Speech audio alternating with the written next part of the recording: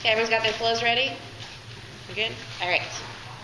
Contention 1 is inherency. The federal government is ramping up its use of drones for domestic surveillance. This harms the Fourth Amendment in unprecedented ways. Gillen's ACL Speech, Privacy and Technology Project in 2013.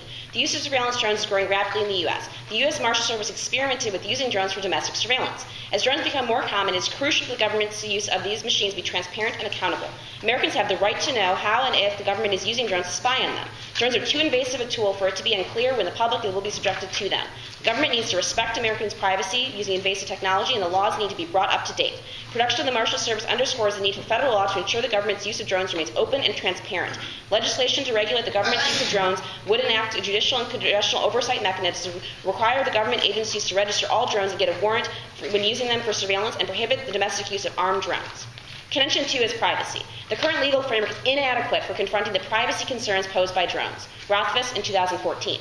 Unmanned aerial vehicles are now being deployed domestically for law enforcement and other purposes. The ability for drones to conduct widespread domestic surveillance has raised serious privacy concerns. Domestic drones have the potential to allow the government to effectively and efficiently monitor the activities of people across the nation.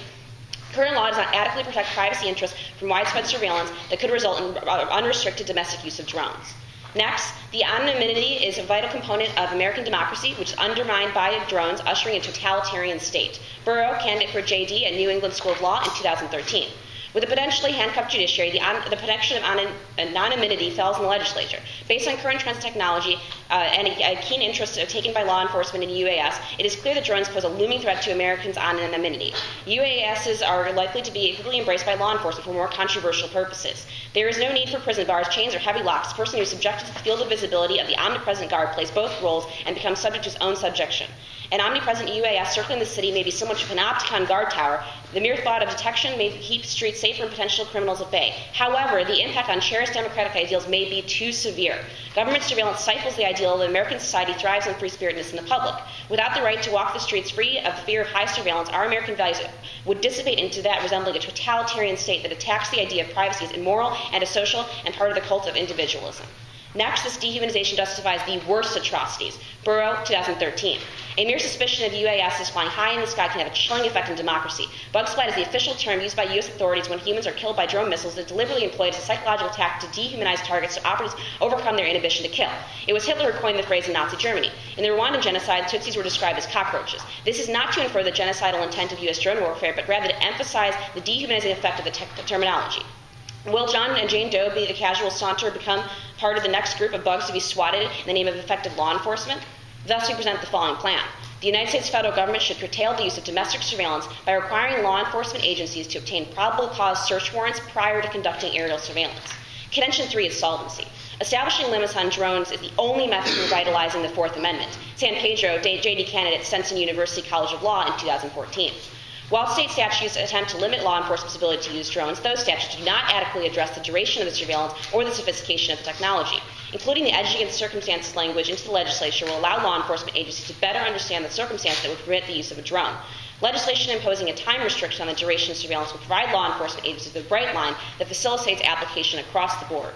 The proposal will comply with current Fourth Amendment jurisprudence regarding flyover aerial observations. This proposal would allow law enforcement to be exempt from the warrant requirement as against circumstances, while allowing them to obtain a warrant from a neutral magistrate when law enforcement intends to conduct long-term surveillance, ensuring that the law enforcement agencies comply with the warrant requirement of the Fourth Amendment and respect citizens' privacy rights. I now stand open for cross-examination.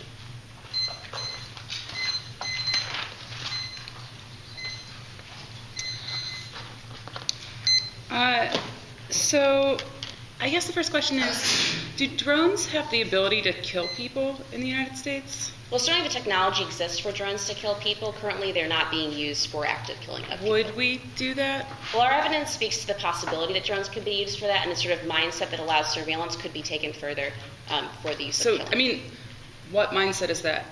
The one that treats people as what our evidence talks about as bug splat, as sort of targets of surveillance and not as human beings. So, is your contention that people are not surveilled now?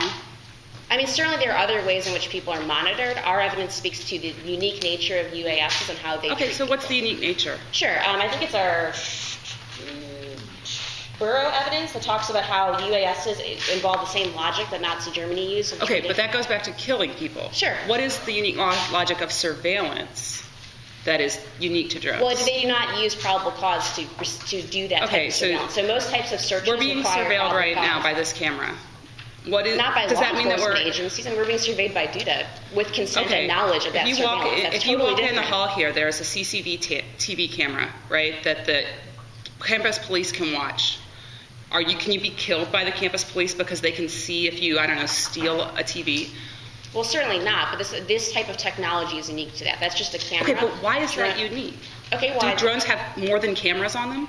They do, and that's what I've explained. Drones do have more than cameras on them. In the United States, they have more than cameras on them. Our evidence says that they're developing technologies that allow the use of weaponization. But aside from that, it's the actual surveillance that is the problem. It curtails our right to privacy and our right to know who is surveying us and when. We should not have to walk down the street not knowing there's an eye in the sky. But there are eyes. Okay, I guess I made it.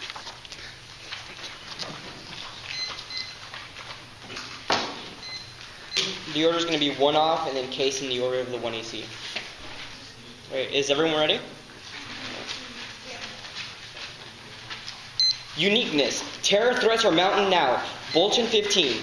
In the year Congress last considered the NSA program's global terrorist threat has dramatically increased. ISIS has grown rapidly, eclipsing Al-Qaeda as the largest terrorist threat. Yemen descended into chaos. Iran has expanded its support for the terrorist Houthi coalition. This is not the time to reduce our intelligence gathering capabilities against rising terror threats. Next, link. Surveillance is the only method to stop terrorist attacks. Sanger and Shaker 13. The two biggest threats facing the United States, terrorism and cyber attacks, require the application of expanded computer monitoring. Direct government role in filtering internet traffic to the United States would effort to stop the destructive attacks on Wall Street. Next, impact. Terrorism causes the U.S. to lash out in nuclear war. Schwartz 15. Officials repeatedly issue their dire warnings of the impending terrorist attacks. No attack materializes, especially in the light of a second American-led invasion of the Iraq War, justified to the public largely on the basis of non-existent nuclear weapons. Exaggeration may mislead on the offend perspective that the conditions aren't new. They existed since the dawn of the nuclear age. The world has been very fortunate and dangerous to effectively manage for so long. An objective assessment of current nuclear security situation and its future trajectory leads to an unavoidable conclusion. We are more vulnerable to nuclear terrorism than any time since the dawn of the nuclear age. On to case. Privacy. 1. No impact. Drone surveillance is only bad for criminals and terrorists. Most people won't even notice because they aren't committing crimes. We've got nothing to worry about. And 2. There is no absolute right to privacy. That's Gallatin 14. Technically, such a capability is not difficult. However, the policy of legal aspects of such technologies are more perplexing. We do not and never had the broad unconditional right to privacy, a report on privacy, so-called government snooping. And 3, privacy violations aren't unique. Drones are no different than all of the other ways that law enforcement can surveil criminals. It's no different from flying a plane. And 4, requiring warrants in the instance of drones isn't feasible. It only records things that are in plain view, with no exception to privacy. McNeil 14. Legislators should reject the calls for a blanket requirement that all drones use accompanied by a warrant. They are overboard, and the ill-advised legislation requires warrants of drones that treats the information from a drone differently than from a gathered unmanned aircraft. Under the Fourth Amendment jurisprudence, police are not required to shield their eyes from wrongdoing until they have a warrant. What is an unreasonable fear is abandon ordinary aerial observations, and that only controversial because they take place with a remote control helicopter rather than a manned one. Dashcam video may be used as evidence in subsequent criminal proceedings under a worded proposal. And the same piece of evidence gathered by a drone would be inadmissible in court because the police did not have a warrant. Examples highlight required warrants for the evidence gathered by drones when other methods of gathering the same evidence would not require a warrant. And the app can't solve privacy. There are way more invasive violations of privacy all the time. Telephone metadata, internet searches, emails, library records, going through your house. It's all which do not require a warrant. And drone expansion results on sovereignty. A drone expansion results in the broader Fourth Amendment right and solves all crime. Morrison 15. Drone surveillance might be an overlay upon current discriminatory practices. Those with political power would be more likely to complain the encroachment of their own privacy and to use the opportunity to reconsider all the ways in the Fourth Amendment has failed others. We need a new way of policing the streets, investigating crime, keep public safe. That drones technically provide could omniscience in such a system make entire enterprises egalitarian. Unlike drones evoke the egalitarian's dream of omniperception embodied into the panoception, and drones contain the promise with the right tools we could achieve perfect knowledge. We will be able to solve unsolved shootings and disappearances.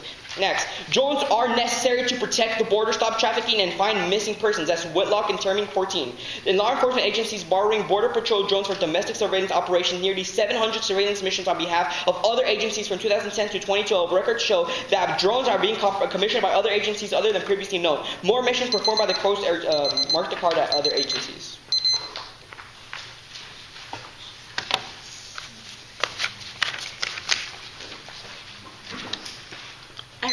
Do you mind setting a timer for us? Yeah. Okay, so which terrorist attacks have been prevented by the use of drones? The ones that haven't happened yet? The ones that haven't happened yet. So can you give me an example of a sort of investigation that stopped a terrorist attack? So maybe they haven't happened, but there has to be evidence of the existence of those investigations. Like that kind of information isn't like really released like as public knowledge. Okay, so the reason why I'm asking this though is that your link evidence by Shaker doesn't use the word drone at all. That evidence is about general surveillance. Well, so like, I want a specific example of how drones are used to stop terrorism. Well, like if we could do that, like I guess, like in the 2NC, but like. Okay, so your 1NC evidence is not about drones. No, like the Sanger. Okay, I have more questions that I want to ask though before you continue. So your uniqueness evidence from Bolton talks about international terrorism, like ISIS. How does domestic drones stop ISIS from carrying out an international attack? We're seeing that like any type of like surveillance is like good right now because like any chance. But these people are in Yemen. Your evidence is talking about ISIS in Yemen. Yeah, these How are does like domestic surveillance stop ISIS in Yemen? Well, like these international sorts of like examples, like Yemen being in collapse or like ISIS right now in the Middle East. That's a primary example of like this could happen in like domestic, like a domestic version of this. Can you read me part of your card that says that? Well, like it's just a general example. Like Bolton evidence is pretty clear that like these kind of examples happen in the Middle East. This is not. They happen in the Middle East. Yeah, but that's not a reason why we should not have like domestic surveillance in the United States. Okay, so you have no examples of domestic surveillance helping with stopping domestic attacks. Well, like if you and want no reason why it would help in the Middle East. Well, like if you want like a clear example of like specific, I do. You can read some evidence like in the 2NC. Okay, I look forward to it.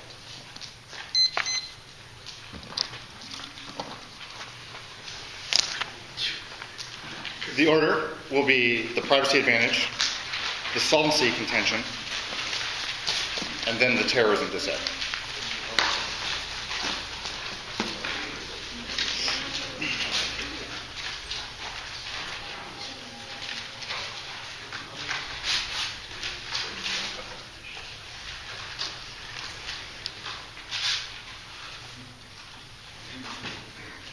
Are we done shuffling papers? Great.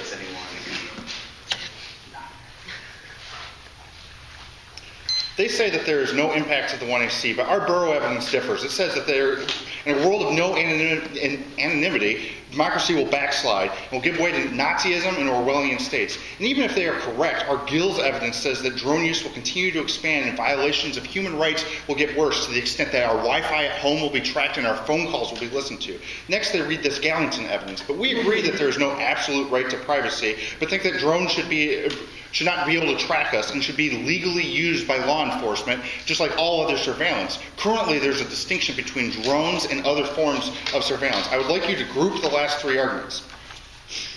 Drones are far different than other surveillance because they go unspotted and can even look into your bedroom window. Second, the idea that just because there's other surveillance exists is the same logic that says two wrongs justify a right. Or two, yes.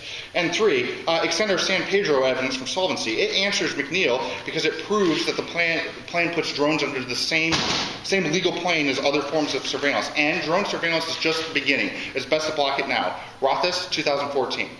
Drones represent an unprecedented surveillance tech that could jeopardize privacy. Drones recognize faces and track movement with only minimal data. Drones have the ability to break into wireless networks, monitor phone calls, and these advancements present privacy challenges that were not contemplated when existing laws were developed. Now on to solvency.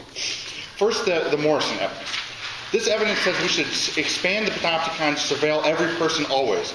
This proves the 1AC totalitarianism example, and it is very probable that this runs away and infringes on all of our rights. That's a Scheer in 2015. We know the Roman Empire, Germany, the Soviet Union, when unchallenged authority, not only violates human rights, but will sow the seeds of ruin. We are flirting with imperial hubris. Leaving those lies unchallenged seriously weakens the position of the United States. And the unfinished piece of Whitlock evidence is answered by our San Pedro claim, or evidence, which says that exigent circumstances, when they exist, means that law enforcement will be able to respond to emergencies without any need of warrants. This solves all of their concerns. Now into the terrorism dissent. First, the uniqueness debate. Uniqueness proves that drones don't solve terror because threats are coming in the status quo. That is their Bolton evidence. And it will only get worse as we collect more data. This is Weiss in 2015. The haystack continues expanding, and the fear of terrorism has produced change in the American psyche that though there is no evidence that the collection of such data has resulted in the discovery of terrorist plots, the reduction in freedom is a major consequence of hyping terrorism. Now, the link debate. This link is generic and does not apply to the plan at all. This is proven in Cross-X. And more specifically, the USA Freedom Act last week should have triggered the link because it's just about metadata. And many law enforcement agents refuse to use drones. The plan provides them with effective means to do so. This is Samadosi in 2014. The absence of drone restrictions presents a gaping hole in American privacy protections and puts law enforcement in a predicament. And law enforcement offices are refusing to integrate drone technology. The lack of law focused on privacy is threatening privacy and preventing law enforcement from taking advantages of new tech. And the impact debate. This evidence is about nuclear terrorism, but the negative has not isolated a single group or explained how they will be able to get nukes or get them into the United States. And they certainly have not proven how drones will prevent nuclear weapons from crossing the Canadian border or being flown into the United States. And their experts have a motive to exaggerate the likelihood of attacks. This is Weiss in 2015. There's a tendency on the part of security advocates to hype threats. There is now evidence of such advocacy being used to distort the purposes of overcoming political oppositions for policies stemming from ideology. The most appropriate attitude should be one of skepticism. I now open myself for cross-examination. Okay, on the solvency flow, you're saying the Morrison card, like, that we are, like, flirting with imperialism. How exactly, like, does, like, NEG say any of, like, give any evidence of how we flirt with imperialism? Well, your Morrison evidence says that we need to expand surveillance to the point that everybody knows that they're always being watched. But, like, it's basically saying that the book 1984 is a great example of how the world should work, that we should always be followed. And to me, that sounds like North Korea. Yeah, but it doesn't sound like the life I want to live. Oh yeah, but like even if like sure like we're surveilled, it does like we're already surveilled in the status quo. Shouldn't that mean like the impact should have already happened? Yes, but that evidence says that we should expand the power of surveillance to every facet of life. Yeah, but like okay, even if like we like expand like this type of surveillance, would like even if that solves their crime, I still don't get like how this mindset of like us being imperialized. Like, well, we don't think that it will solve the crime, so we will disagree on that claim. And we think that it causes imperial hubris because the power of the state continues to grow and will ultimately collapse. Our evidence cites three great historical examples, which is the Roman Empire, which fell apart, the Soviet Union, which fell apart, and Nazi Germany, which fell apart, all because of the strength of the surveillance state. Right. I don't want that to happen to the U.S., and neither should you. Okay, under this head, you're saying that the link is really generic because like it doesn't give it specific examples like drones or drone surveillance. Like even if it is like generic, why is that like a reason like to not vote for NEG? Just like on your evidence is about the collection of computer data. A law passed last week that says that can no longer happen. We think that means that the link should have already happened.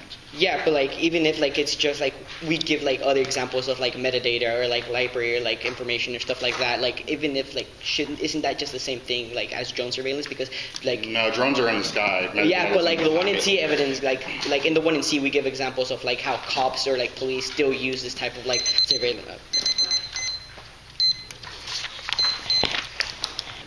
All right, the order is going to be the terrorism dissent. And just as a heads up, I'm going to have a brief overview where I will read one card at the top of the terrorism dissent, just so you know to leave some space. And then the solvency flow. All right. Terrorism. We know that terrorism is different than other types of crime. It has the potential to kill tens of thousands and hundreds of thousands of people. The affirmative asks us to put away critical tools in the law enforcement toolbox that would mean that we weren't able to be vigilant and prevent terrorism with every available resource. We as Americans balance privacy and security because we have to make tough choices to save American lives. Choosing drones and still being alive is a better choice than being totally free but being dead. We also know that surveillance has worked because there has not been a terrorist attack. Thankfully, we've used the resources that we have available domestically to prevent the kind of terrorism that is happening in places like Pakistan and Yemen. The affirmative asks us to make terrorism happen in the United States. Also, the dissent turns the case. The risk of a terror attack is not just that people die, it's that we will have less privacy and more surveillance. This is to seal in 2015.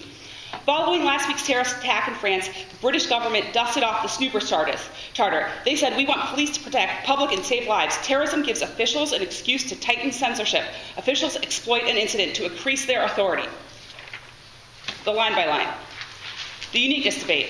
First, extend the 1NC Bolton evidence. He's very qualified. He was the UN representative for the United States. They also say that the heightened risk of terrorism proves that drones don't work. But their 1AC claim is that drones have not happened yet. The risk of terrorism is increasing now, and drones have the potential to stop it. That only means that you should vote negative on the dissent. Second, they say that drones don't work. They say that there's too much information. But we know that the use of surveillance is working now because we have not had terror attacks, and drones are uniquely able to prevent other types of terror attacks, such as the Boston Marathon bombing, and we would have been able to solve that crime. This is McNeil, professor of law at Pepperdine University in 2014. Requiring warrants will result in the grounding of drone technologies in circumstances where drones would be beneficial. In light of the Boston Marathon bombing, police may want to fly a drone above a marathon. In circumstances like a marathon, a probable cause will be difficult. Police would want to monitor for unknown attackers. This type of drone surveillance would pose little or no harm to privacy. And drones are important to solve things like bio and chemical terror. This is Kanner, professor of law at Duke University, 2015. Advocates of surveillance champion surveillance is the only way to prevent terrorist attacks in the United States. Drones provide many practical benefits, and their applications are limitless. They give the ability to conduct missions previously considered too risky, dangerous, or impractical. Decreasing costs will create it also has the capability to detect chemical and biological agents in the air and to recognize human faces and license plates. They say that the USA Freedom Act means that we should have no uniqueness. This is not true. The USA Freedom Act does not do anything about drones, and we've said that drones are uniquely key. They also say that nuclear terror is impractical and terrorists won't be able to get nuclear weapons into the United States. That's only true when we have the ability to surveil the borders and be able to create a picture of how those borders. That's the kind of situation in which we want drones, in which we want to have a broad scope of the ability to see things that are coming across places that are public, like the border. Solvency. Group it. They say that we will become something like the Soviet Union or Nazi Germany, but there's a big difference between those types of totalitarian regimes in the United States. That is the Constitution and other things in the Constitution besides the Fourth Amendment, like the First Amendment, the Second Amendment, the Third Amendment, the Fifth Amendment, and all of the other parts of the Fourth Amendment, like due process, that prevent us from doing things like killing people in the streets. All we are saying is that the police should be able to surveil and to see crimes before they happen.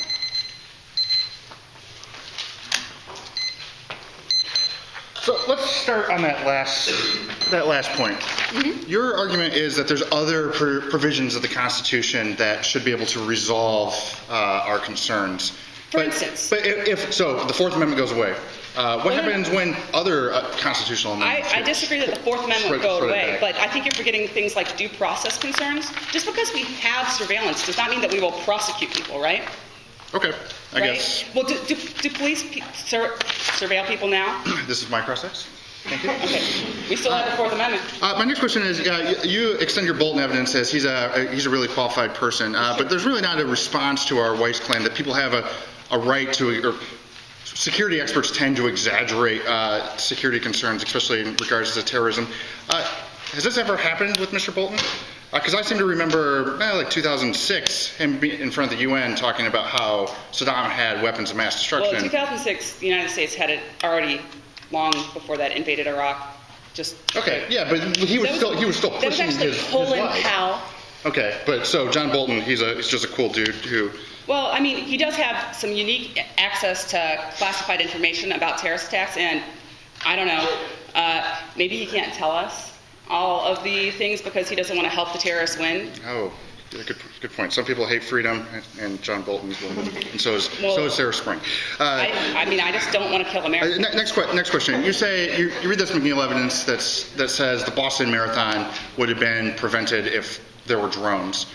So drones are up in the sky and they just see a pressure cooker on the ground that like a police officer walking by wouldn't be able to see. Well, they certainly weren't able to see it, and it would at least give us a better chance of preventing things like mass attacks on public places, like in places like stadiums or other places where you can't have people everywhere. If you go into a stadium, they pat you down before you. Like, I'm not carrying a pressure cooker into Soldier Field or Jerry let's do Ford's both. Coliseum. Let's pat people down and also have drones so that we don't die. Thank you.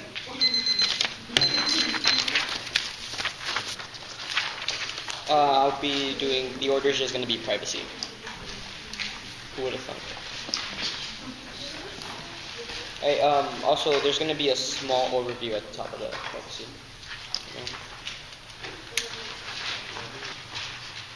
The act does not solve for the privacy advantage. Everywhere from World War I to now, surveillance has been helpful to prevent terrorist attacks and invasion. Kurt says he doesn't want to live in a North Korea under what type of society, but this does matter because surveillance solves now and it does not usher in a totalitarian state. Also, exigent circumstances doesn't solve the net benefit. Prefer our evidence because it cites the same authors as the sources that the 1AC authors.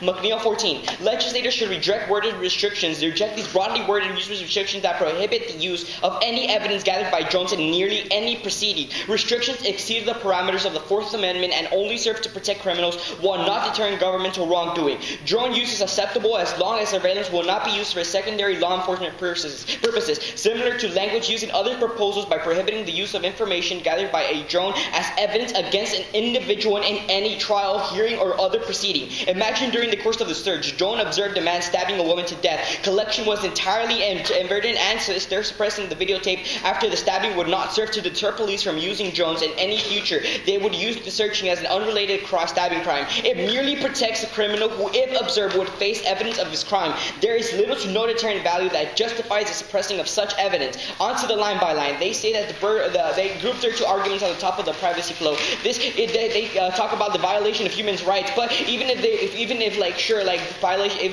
talk about the violation of human rights, this doesn't matter because we get pretty clear evidence in the 1NC how evidence like this they can't act doesn't really solve for anything because there's other types of surveillance. There's other types of surveillance in the 1AC gives pretty clear examples like metadata or internet searches or library checkings or information to probably even if there is a risk that our violations our human rights are violated, it doesn't matter because the app still doesn't solve.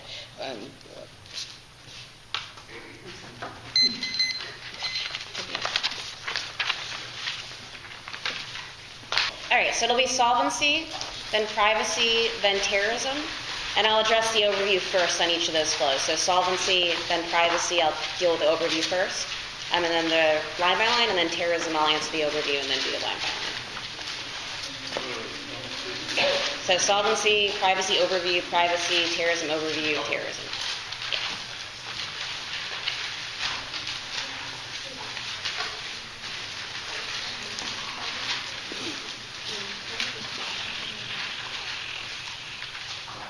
Does everyone have the orders one more time, or? All right. Okay. First on solvency, the entire Constitution is put at risk by drones. It leads to a slippery slope that adds in genocidal totalitarianism.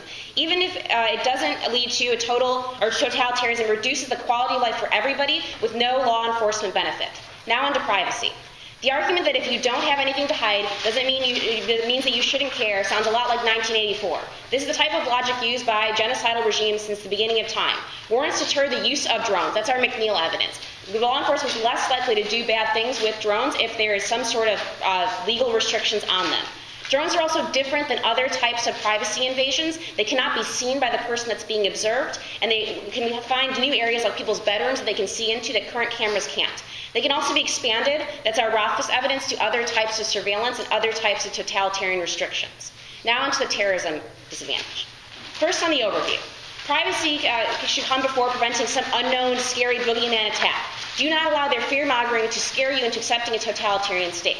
First, their bulletin evidence says that terrorism is increasing now. If it's true that ISIS is growing in places like Yemen, it proves that drones are not working. There is more terrorism despite the existence of drones.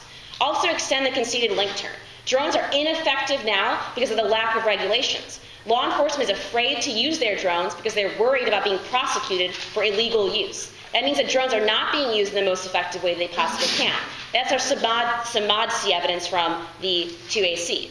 Increasing oversight provides clear parameters for how the government can and cannot use warrants. It's not that they cannot use drones for fighting terrorism, but it's more effective. They know how and when they can use them. Extend the last argument of 2AC. No group has nuclear weapons, nor will they use them. They don't have the technology, they don't have the money, they're more interested in getting publicity than actually killing everybody. So even if they can use nuclear weapons, drones cannot stop them.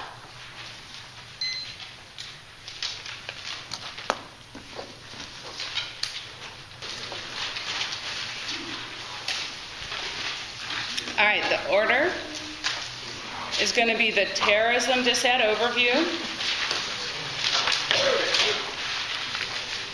then the terrorism dissent,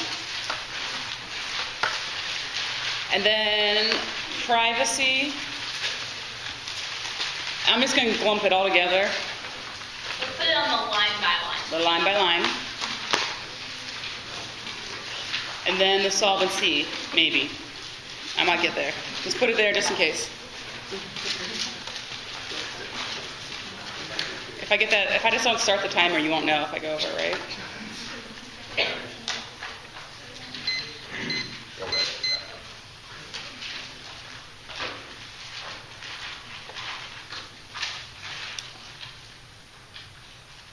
Vote negative because terrorism is much worse than a small risk of a very marginal loss of privacy. And the 1AR has conceded that a terrorism attack makes surveillance much worse. Think about when surveillance massively increased after 9/11. The only world in which your privacy will be actually invaded is if there is a terrorist attack, and the affirmative causes that. The line by line. Terrorism makes surveillance much worse. She says you should prioritize privacy. That's a reason to vote negative. She says that terrorism is increasing now, but that's only because terrorism is happening other places. And we do not have drones now. That is a claim made by the 1AC.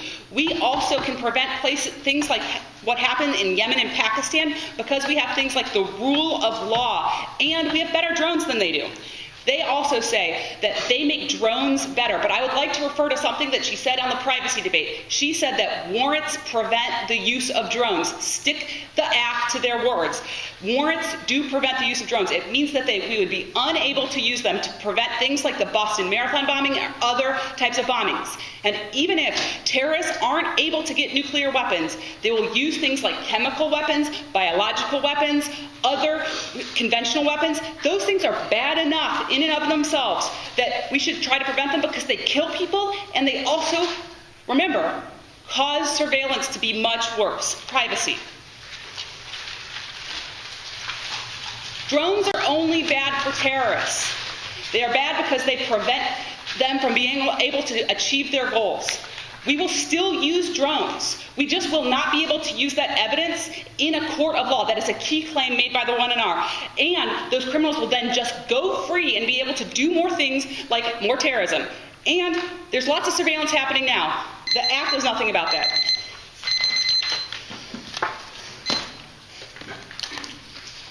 I didn't get to solvency. Are we ready? First they came for the socialists, and I said nothing because I was not a socialist. And then they came for the trade unionists, and I said nothing because I was not a trade unionist. And then they came for me, but there was no one left to speak. This is the same thing that is happening in the status quo because of the expansion of the surveillance state. The 2NR makes this argument about the need for rule of law and protections of the Constitution, but it concedes that these things continue to get rolled back, and as they do, it becomes more and more probable that we become locked into a totalitarian state. The United States is great because of our freedoms, and people have died for those freedoms.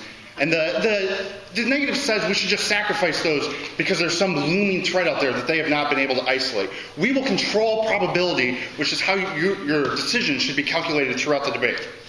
She says that she makes an argument that only the terrorists have to have fear. But I think Nazi Germany and that beautiful poem proves otherwise, that we all have something to fear when there are drones hacking into our Wi-Fi and following us and spying into our bedroom, which are all conceded claims that the 2NR does not respond to. Only the affirmative is able to resolve this by requiring a regulatory framework for drones. Now on to the terrorism overview. She says that a small risk of the disad means it's a reason to trigger. But again, I think that you should default to probability. Also, there's drones now, and they have not prevented things like the Boston Marathon and ISIS, which are the groups that they have identified. They have not explained a scenario while we have for how you should evaluate the debate. She says that surveillance will get worse, but this is again written by hacks, argument that they have not had a response to. Their authors are out there to make money based off the security state, not out there to protect our freedoms. Now, as for the link and the link churn, she says there's no drones now. Obviously, there are drones now, and this rule of law argument. But that's already answered on the overview. The affirmative makes drone use better because it puts it in line with the law. Currently, it's running away. Only the app is able to resolve this, which means that police officers will be more willing to do it legally instead of a way that infringes on our rights.